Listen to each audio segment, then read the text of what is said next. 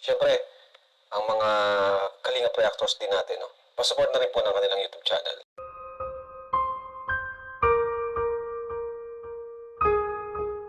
Rose Ann Makeover.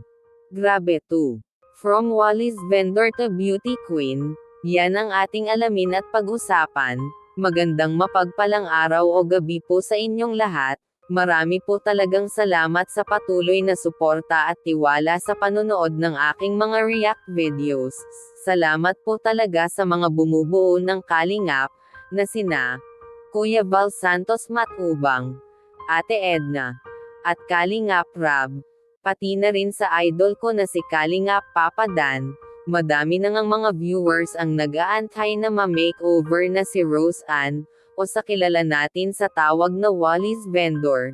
Napakamasipag, mabait, mapagmahal sa kanyang ina, matalino, at higit sa lahat napakaganda. Kaya madami na po talaga ang excited sa kinalabasan sa magiging makeover niya. May latest na po na update si Kalingap Rab patungkol dyan. Ito po, panoorin nyo po. Kailangan nyo makeover na Rose Ann. Ayan. Gusto niyo po bang makeover si Rose Ann? Ay, grabe. Depende po kasi yan sa, sa Demand ba yan? demand ng mga viewers natin. Number 1 nga po, number 1. Type niyo po, number 1. Gusto niyo po ba ng Makeover? makeover? Hello Si po, Ma'am Rose Miss Ann? Liminda. Sige, tanungin ko po kayo kung ano, sino po yung gusto nyo ma-makeover natin muna. Ma-makeover natin next. Kasi yung last na makeover natin si Game po. Joy, di Sino? ba? Para dito po sa channel masosolve ito. Sino ang gusto Yung niyo? pong ano yung pong Makeover. fair na sagot.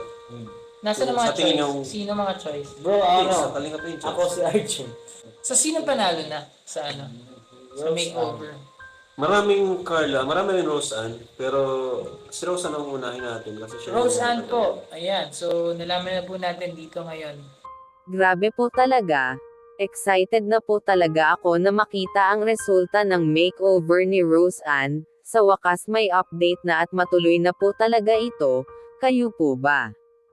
Excited na po ba kayo?